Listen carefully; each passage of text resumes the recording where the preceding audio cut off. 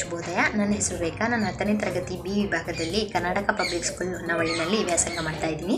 ಇವತ್ತಿನ ನನ್ನ ಟಾಪಿಕ್ ನನ್ನ ದೇಶ ನನ್ನ ಹೆಮ್ಮೆ. ನಾನಿರೋದು ಭಾರತ ದೇಶದಲ್ಲಿ. ನನ್ನ ದೇಶ ಭಾರತ ಅಂತ ಹೇಳ್ಕೊಳ್ಳೋದಕ್ಕೆ ನಾನು ತುಂಬ ಹೆಮ್ಮೆ ಪಡ್ತೀನಿ. ನಮ್ಮ ದೇಶನ ಇಂಡಿಯಾ, ಭಾರತ, ಹಿಂದೂಸ್ತಾನ ಅಂತೆಲ್ಲ ಹೆಸರುಗಳಲ್ಲಿ ಕರೀತಾರೆ. ಅದರಲ್ಲಿ ಇಂಡಿಯಾ ಅಂತ ಕೂಡ ಒಂದು ಹೆಸರಿದೆ. ಆ ಹೆಸರು ಹೇಗೆ ಬಂತು ಅಂತ ಗೊತ್ತಾ?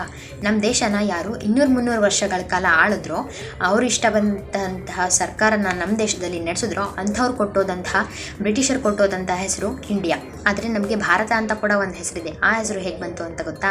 ನಮ್ಮ ಇಡೀ ಅಖಂಡ ಭಾರತನೇ ಆಳಿದಂತಹ ಭರತ ಎಂಬ ರಾಜನ ಹೆಸರನ್ನು ನಮ್ಮ ದೇಶಕ್ಕೆ ಇಟ್ಟಿದ್ದಾರೆ, ಭಾರತ ಅಂತ. ಭಾರತ ಅಂತ ಕರೆಯೋದಕ್ಕೆ ನಾವು ಪ್ರತಿಯೊಬ್ಬರನ್ನು ಹೆಮ್ಮೆ ಪಡಬೇಕು. ಮತ್ತು ನಮ್ಮ ದೇಶನ ಕೃಷಿ ಪ್ರಧಾನ ರಾಷ್ಟ್ರ, ವೈವಿಧ್ಯತೆಯಲ್ಲಿ ಏಕತೆ ಇರತಕ್ಕಂಥ ರಾಷ್ಟ್ರ, ಮತ್ತು ಪೆನಿನ್ಸುಲರ್ ಕಂಟ್ರಿ, ಪರ್ಯಾಯ ದ್ವೀಪ ಅಂತೆಲ್ಲ ಕರೀತಾರೆ. ಪರ್ಯಾಯ ದ್ವೀಪ ಅಂತಂದರೆ ನಮ್ಮ ದೇಶದ ನಕ್ಷೆ ಎಲ್ಲರೂ ನೋಡಿದಿರ ಅಲ್ವಾ? ಸಾಕ್ಷಾತ್ ಭಾರತ ಮಾತನೇ ಬಂದು ಅಲ್ಲಿ ನಿಂತಿದ್ದಾಳೇನೋ ಅನ್ನೋ ರೀತಿ ಇದೆ.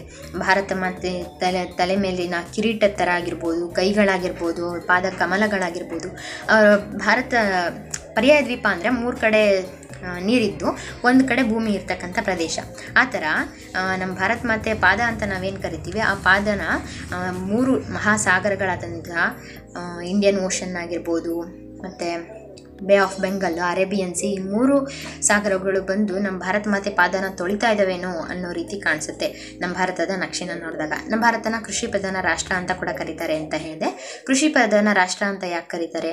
ನಮ್ಮ ದೇಶದಲ್ಲಿ ನಮ್ಮ ಪೂರ್ವಜರಿಂದ ಹಿಡಿದು ಇಲ್ಲಿವರೆಗೂ ಅತಿ ಹೆಚ್ಚು ಜನ ಕೃಷಿನೇ ಮಾಡ್ತಾ ಬಂದಿದ್ದಾರೆ.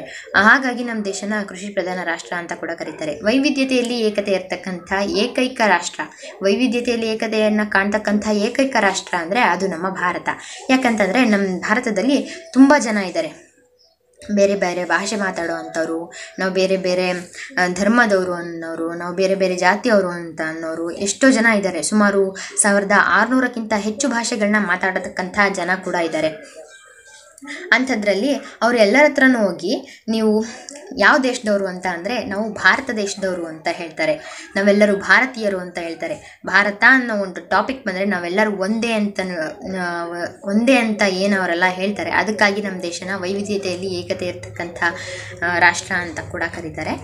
ಮತ್ತು ಒಂದು ಸಲ ಅಮೇರಿಕದ ಪ್ರೈಮ್ ಮಿನಿಸ್ಟರ್ ಆದಂತಹ ಒಬಾಮಾ ಅವರು ಅವ್ರ ಪರಿಚಯನ ಹೇಗೆ ಮಾಡ್ಕೋತಾರೆ ಅಂತ ಅಂದರೆ ನಮ್ಮ ದೇಶದ ಚಿಕಾಗೋಗೆ ಬಂದು ಸ್ವಾಮಿ ವಿವೇಕಾನಂದರವರು 5 ಪದಗಳನ್ನು ಮಾತಾಡಿದ್ರು. ಆ ಕಾರಣಕ್ಕಾಗಿ ಇಡೀ ಪಶ್ಚಿಮ ದೇಶದ ಜನರೆಲ್ಲ ಬಂದ್ಬಿಟ್ಟು ಸ್ವಾಮಿ ವಿವೇಕಾನಂದರವರ ಪಾದದಲ್ಲಿ ಇದ್ದರು ಅಂತ ಅವರು ತಮ್ಮ ಪರಿಚಯನ ಮಾಡ್ಕೋತಾರೆ. ಅವರು ಹೆಮ್ಮೆಯಿಂದ ಹೇಳ್ಕೊತಾರೆ, ನಾನು ಆ ದೇಶದಿಂದ ಬಂದಿದ್ದೀನಿ ಅಂತ.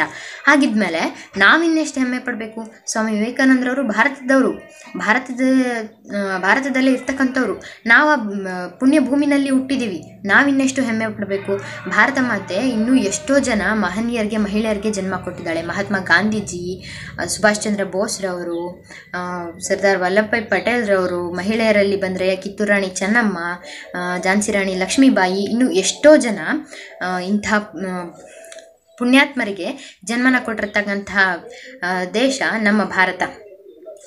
ಹಾಗೆ ನಮ್ಮ ದೇಶದಲ್ಲಿ ಇನ್ನೂ ತುಂಬ ಕವಿಗಳಿದ್ದಾರೆ. ನಮ್ಮ ದೇಶನ ಹಾಡಿ ಹೊಗಳಿರ್ತಕ್ಕಂಥವ್ರು ಪುಟಗಟ್ಟಲೆ ಬರೆದಿದ್ದಾರೆ, ಸಾಲುಗಟ್ಟಲೆ ಪದ್ಯಗಳನ್ನು ಬರೆದಿದ್ದಾರೆ. ಅಂಥ ಪದ್ಯಗಳನ್ನೆಲ್ಲ ಓದ್ತಿರ್ಬೇಕಾದ್ರೆ ಮೈ ರೋಮಾಂಚನ ಅಂತ ಅನಿಸುತ್ತೆ. ಆ ಥರ ಪದ್ಯಗಳನ್ನ ಬರೆದಿರ್ತಾರೆ. ಇಷ್ಟೆಲ್ಲ ಪದ್ಯಗಳನ್ನು ಬರೆದಿದ್ದಾರೆ. ಅದನ್ನೆಲ್ಲ ಓದಬೇಕು. ನಾವು ಓದಿದ್ರೆ ನಮ್ಮ ದೇಶ ಏನು ಅಂತ ಅರ್ಥ ಆಗುತ್ತೆ.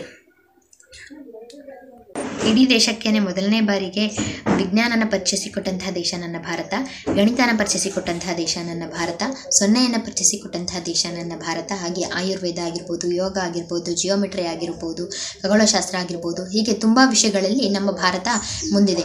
ಅತಿ ಹೆಚ್ಚು ಮೊಬೈಲ್ನ ತಯಾರಿಸ್ತಕ್ಕಂತಹ ಟಾಪ್ 5 ದೇಶಗಳಲ್ಲಿ ನನ್ನ ದೇಶ ಕೂಡ ಒಂದು ಅಂತ ಹೇಳ್ಕೊಳ್ಳೋದಕ್ಕೆ ಹೆಮ್ಮೆ ಪಡ್ತೀನಿ.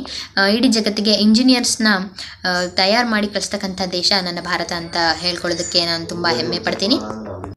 ನಮ್ಮ ದೇಶ ಈಗಾಗಲೇ ಸಿಂಧೂ ನಾಗರಿಕತೆಯಿಂದ ಆಧುನಿಕ ಭಾರತದ ಸರ್ಕಾರದವರೆಗೂ ತುಂಬಾ ಪ್ರಗತಿನ ಕಾಣ್ತಾ ಬಂದಿದೆ. ಎಲ್ಲಿವರೆಗೆ ಅಂತ ಅಂದರೆ ಆಧುನಿಕ ತಂತ್ರಜ್ಞಾನದಿಂದ ಬಾಹ್ಯಾಕಾಶ ಸಂಶೋಧನೆವರೆಗೂ ಉತ್ತಮ ಉದಾಹರಣೆ ಇದಕ್ಕೆ ಅಂತ ಅಂದರೆ ಈಗಷ್ಟೇ ಚಂದ್ರಯಾನನ ಮುಗಿಸ್ಕೊಂಡು ಬಂದಿದ್ದೀವಿ.